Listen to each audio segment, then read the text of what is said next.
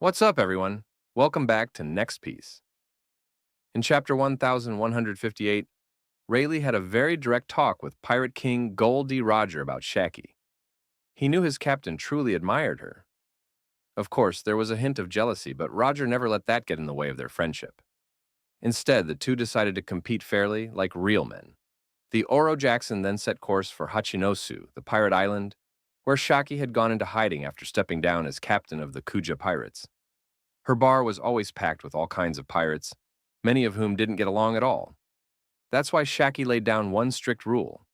Inside her bar, absolutely no fighting. Out at sea, do whatever you want, but under her roof, everyone had to be safe. Even the Rock's pirates had to obey. So when Roger's crew showed up, the two sides didn't clash. They just traded words, then shared drinks.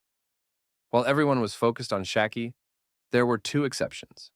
Rayleigh purposely stayed back to watch the ship, avoiding her entirely, which left Shaki heartbroken. The other was Rox D. Zebek. He had already given up chasing Shaki, because he'd found true love elsewhere, and even had children. Zebek left Hachinosu for Elbaf to seek out King Haro, but this was their last meeting. To join the world government, Haro had agreed to cut ties with Zebek. They clashed in a battle that shook the skies, ending in a draw. Sebek walked away, waiting for fate to bring the next storm. And the man who would ignite that storm was Figureland Garling, the father of Emperor Shanks. While on a mission, Garling discovered something on the island of God Valley. Convinced the elders would be thrilled, he proposed hosting a human hunting festival there 2 years later. And so, the God Valley tragedy began to unfold. Today, we're breaking down chapter 1159, the chapter titled The Island of Destiny. Now back to the story. 39 years ago, chaos erupted on Hachinosu when the island's treasure, a Shaki, suddenly vanished. Even though her bar was heavily guarded, someone managed to take her without leaving a trace. That night, gangster Don Milan was on duty, but everything happened too fast. Milan and his entire crew were wiped out, with only one survivor left to report it. The strange thing was, Milan wasn't weak at all, yet there were no signs of a fight. It looked like everyone was killed instantly. Only two explanations fit. Either the enemy was overwhelmingly strong, or the victims were completely off guard. The second seemed far more likely, since Hachinosu was ruled by the strongest pirate crew of its time.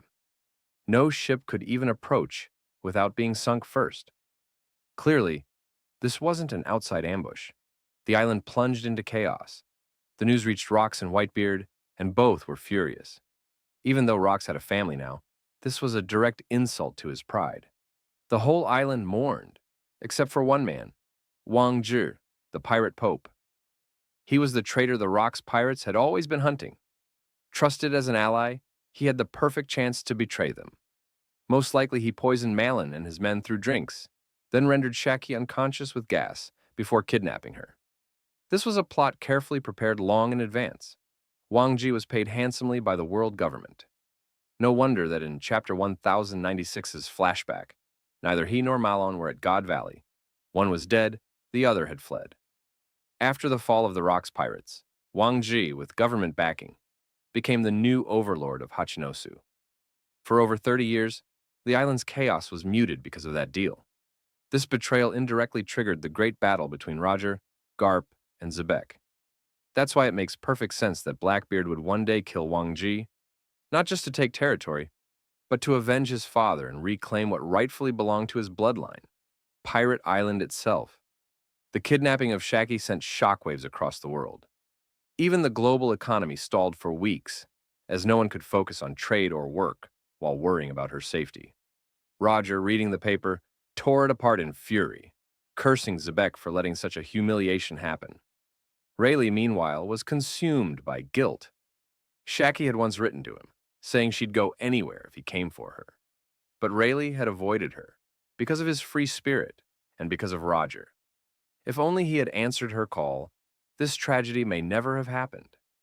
Tormented, Rayleigh vowed that if Shaki were saved, He'd confess his feelings no matter the consequences.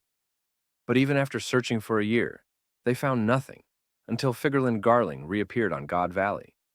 He had hired Wang Ji to kidnap Shaki, planning to make her the prize of the hunting tournament. That way, he could claim her openly. The Marines quickly surrounded the island. Garling's former lover, mother of his children, was left stranded. Coldly, he drew his sword and killed her to silence the truth, seizing the children for himself.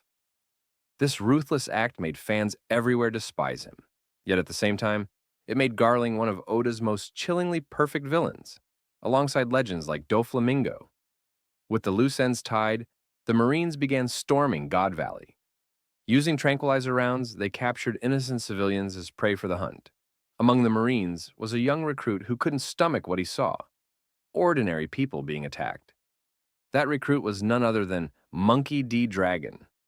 At only 17, Dragon bore an uncanny resemblance to Luffy in snakeman form. For the first time, he questioned the justice preached by the world government.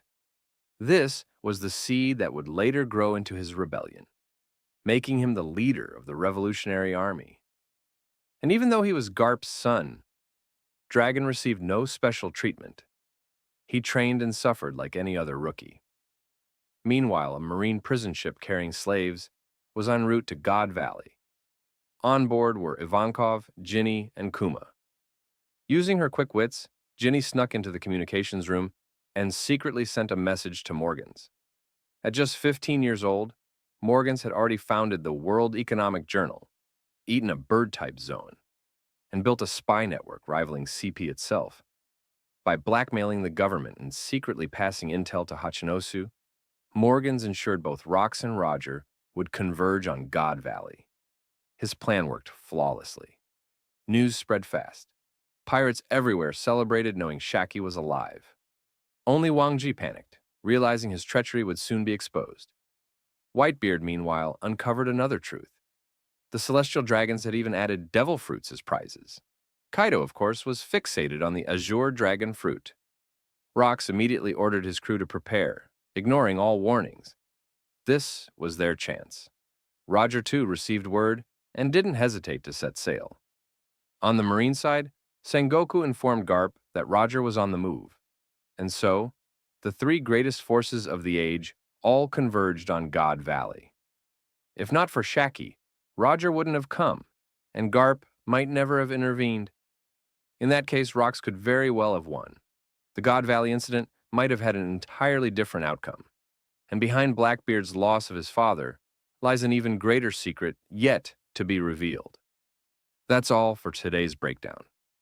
We'll continue exploring the mysteries of God Valley in Part 2. Thanks for watching, and I'll see you in the next video.